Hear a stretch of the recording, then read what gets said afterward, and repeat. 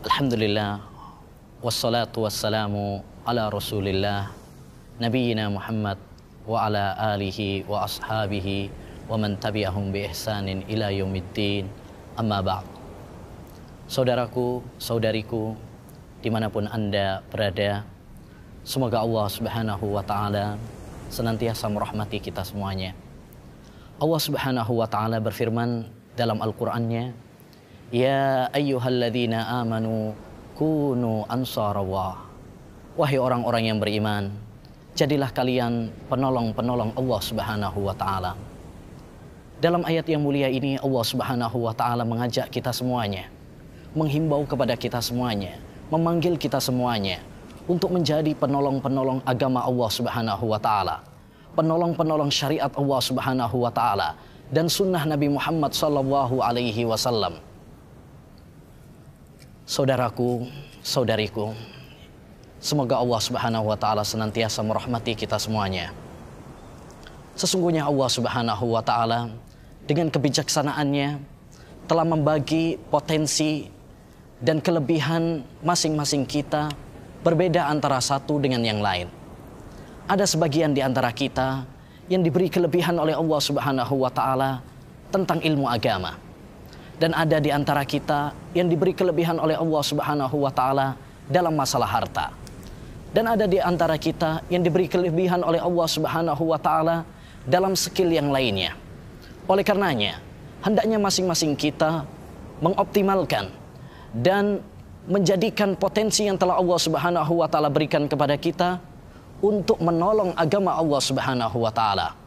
Allah berfirman, Kul kullu ya'malu ala syakilatih. Katakanlah, hendaknya masing-masing manusia beramal sesuai dengan jalannya yang telah dimudahkan oleh Allah subhanahu wa ta'ala. Demikian juga Rasulullah sallallahu alaihi wasallam bersabda, I'malu fakullun muyassarun lima khuliqalah. Beramallah, sesungguhnya kalian semuanya akan dimudahkan untuk apa yang dia diciptakan. Saudaraku, saudariku, yang semoga dirahmati oleh Allah subhanahu wa ta'ala. Jika kita mencermati kehidupan para sahabat Nabi Muhammad SAW, kita akan mendapati bahwa mereka menerapkan metode ini.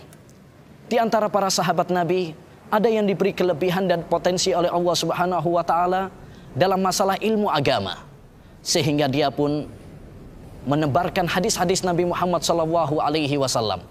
Dan ada di antara mereka yang diberi kelebihan oleh Allah subhanahu wa ta'ala tentang harta dan usahanya, seperti sahabat Abu Bakar, Abdurrahman bin Auf, Utsman bin Affan.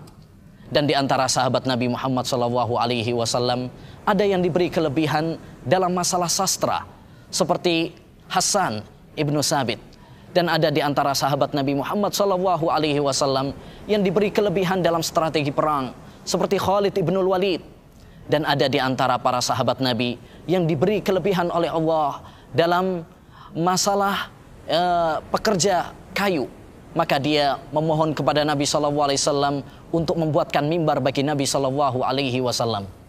Dan ada seorang wanita yang meminta kepada Nabi SAW yang membersihkan masjid. Sehingga Nabi SAW tatkala kehilangannya, maka dia bertanya, kemana gerangan wanita tersebut? Semua ini menunjukkan bahwasanya manusia diberi kelebihan oleh Allah Subhanahu wa ta'ala dan potensi yang berbeda-beda. Oleh karenanya, wahai saudaraku, wahai saudariku, dimanapun Anda berada, galilah potensi dan kelebihan yang telah Allah Subhanahu wa ta'ala berikan kepada kita, dan gunakanlah potensi tersebut untuk menolong agama Allah Subhanahu wa ta'ala. Tanyakan kepada dirimu, apa yang telah kita perbuat untuk Islam?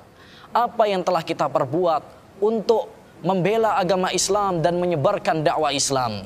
Sudahkah kita siap menjadi penolong-penolong agama Allah Subhanahu wa ta'ala? Saya akhiri dengan sebuah kisah yang diriwayatkan oleh Imam Ibnu Abdul Barr dalam kitabnya At-Tamhid, bahwasanya Abdullah Al-Umari pernah menulis sepucuk surat kepada Imam Malik rahimahullahu ta'ala, meminta kepada Imam Malik agar meninggalkan potensinya mengajar hadis dan fokus untuk ibadah kepada Allah Subhanahu wa ta'ala. Maka Imam Malik pun menjawab surat tersebut, sesungguhnya Allah Subhanahu wa ta'ala telah membagi potensi sebagaimana telah membagi rizki bagi manusia.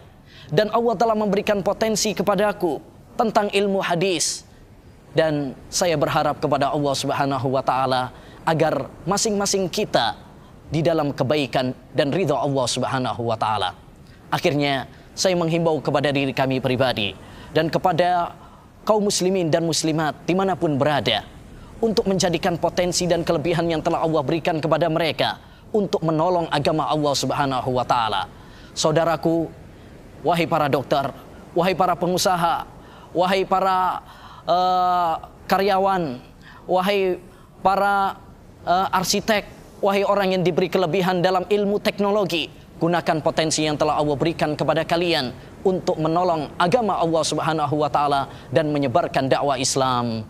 Apa yang telah kau persembahkan untuk Islam.